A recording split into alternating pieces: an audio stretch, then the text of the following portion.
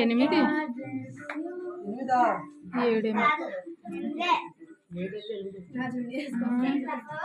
దానికి 9 వచ్చే, దీనికి 7 వచ్చాయండి.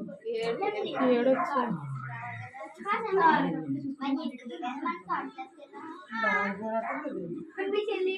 అలా